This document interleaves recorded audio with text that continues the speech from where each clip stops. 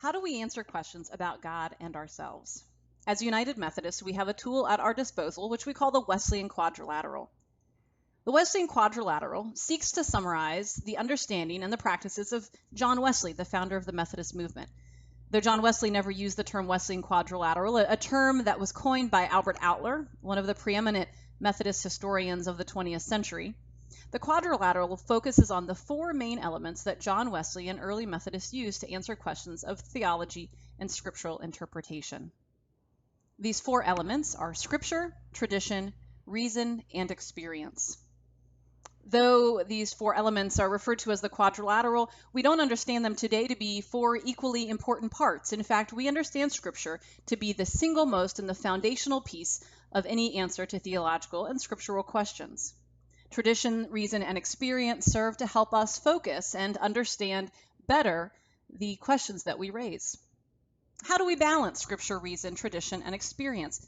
One way to think of this is to think of our vision. Our eyes might be what we would understand as scripture, the primary way by which we see the world. Reason, tradition, experience, and in fact scripture itself can serve as corrective lenses to help us focus and more clearly see answers to our questions that we find in Scripture.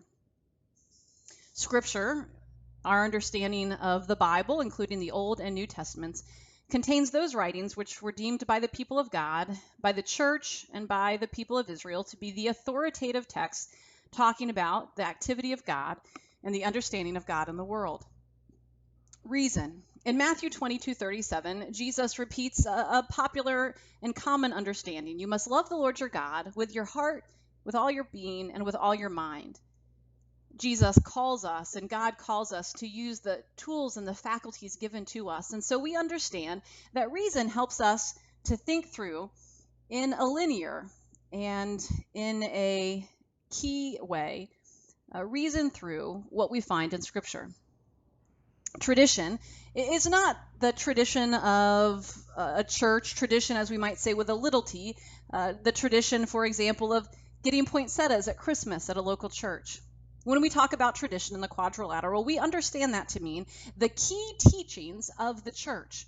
These would include the historic creeds. For Methodists, it would include Wesley's sermons, those central texts that are shared in common.